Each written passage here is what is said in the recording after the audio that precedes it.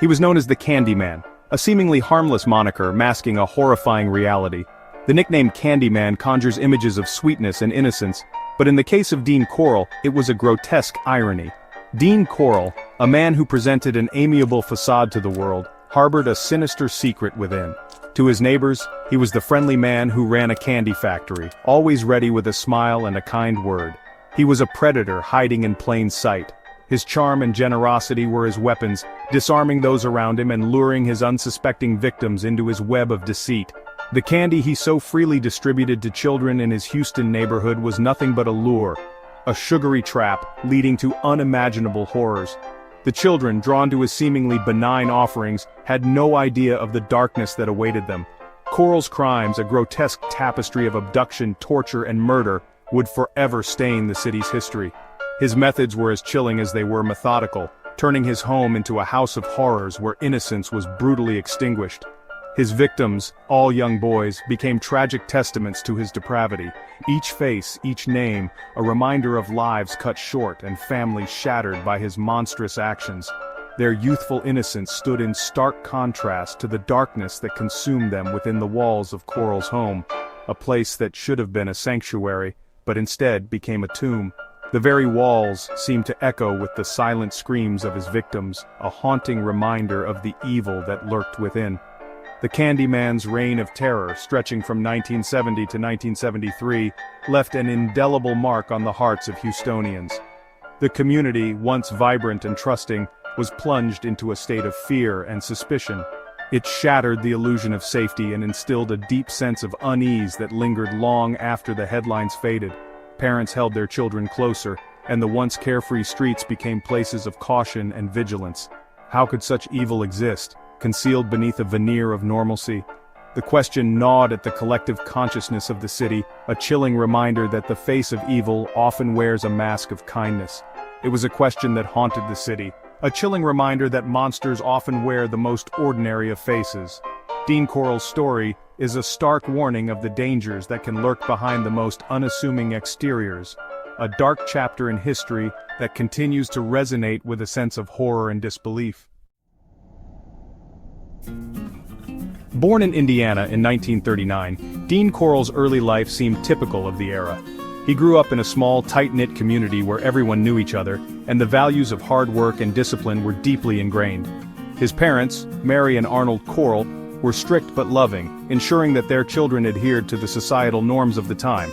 Dean Corll's early life offered little indication of the monster he would become. In school, he was an average student, neither excelling nor failing. He participated in typical childhood activities, blending in with his peers.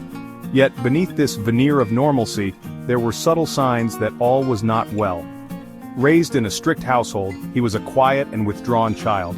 His parents' high expectations and rigid discipline left little room for emotional expression. Dean often retreated into himself, finding solace in solitary activities. This isolation would later become a defining characteristic of his personality. There were signs, whispers of disturbing behavior that occasionally surfaced.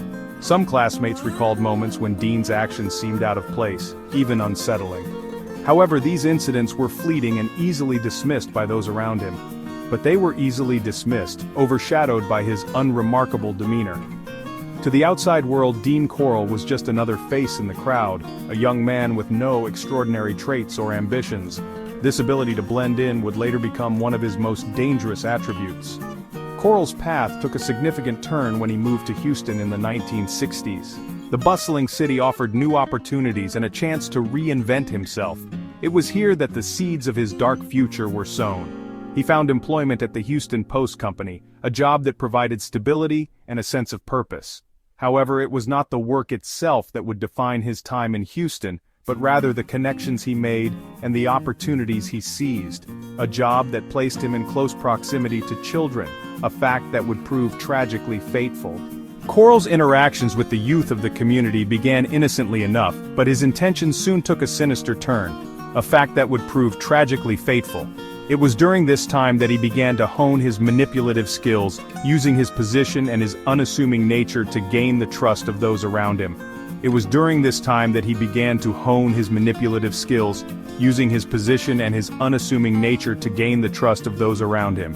He became adept at presenting a friendly and trustworthy facade, masking his true intentions, using his position and his unassuming nature to gain the trust of those around him. His ability to blend into the community, to appear as just another friendly face, allowed him to operate undetected for years. The candy factory, where Corll later worked, would become intrinsically linked to his horrific legacy. The factory, a place of sweetness and light, became a symbol of Corll's twisted psyche, a stark reminder that even the most innocuous of settings can harbor unspeakable darkness. It was here that he earned his nickname, the Candyman, a title that would later send chills down the spines of those who learned its true meaning. The factory, with its innocent facade, masked the horrors that Corll would later unleash. A title that would later send chills down the spines of those who learned its true meaning. The nickname, once associated with childhood joy, became synonymous with terror and death. The factory, a place of sweetness and light, became a symbol of Corll's twisted psyche, a stark reminder that even the most innocuous of settings can harbor unspeakable darkness.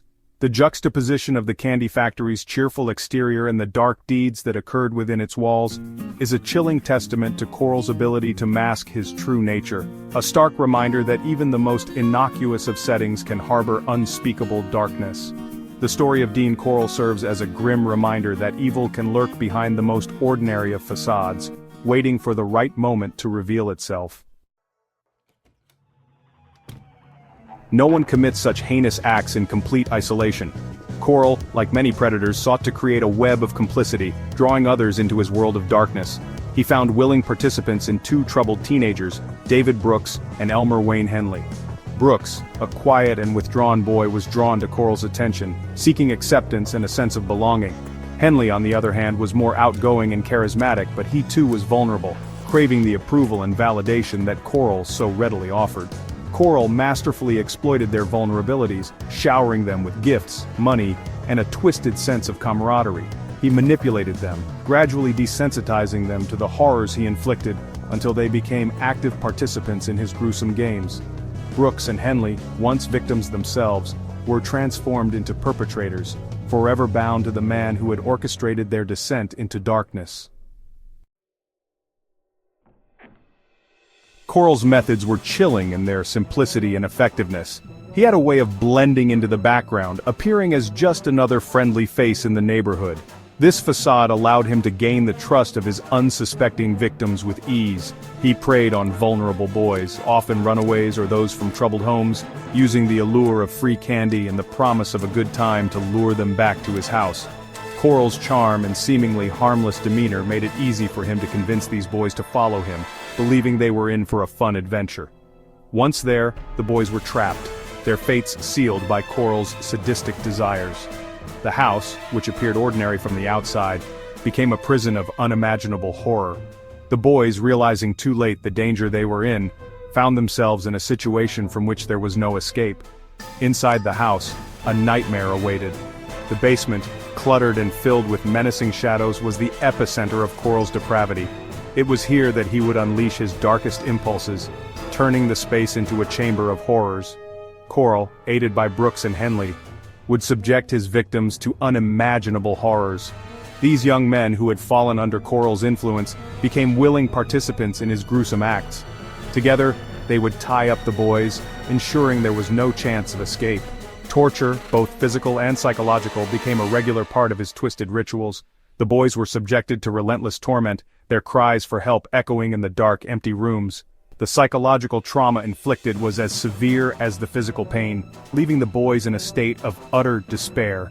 The boys were often restrained, abused, and ultimately murdered, their bodies discarded like refuse in various locations around Houston. Corll showed no remorse, treating his victims as mere objects to be used and disposed of. The secluded areas where he buried the bodies became silent witnesses to his heinous crimes. The sheer brutality of Corll's crimes sent shockwaves through the community. As news of the atrocities spread, the community was gripped by fear and disbelief. Candlelight vigils were held, and people gathered to mourn the loss of the young lives taken so senselessly. How could anyone, let alone someone known as the Candyman, commit such acts of depravity? The nickname, once associated with harmless fun, now took on a sinister connotation. The community struggled to reconcile the image of the friendly man who handed out candy with the monster who had committed such unspeakable acts. The question hung heavy in the air, a chilling reminder of the darkness that can lurk beneath the surface of even the most seemingly normal individuals. It served as a stark warning that evil can wear a friendly face, and that vigilance is necessary to protect the vulnerable from those who would do them harm.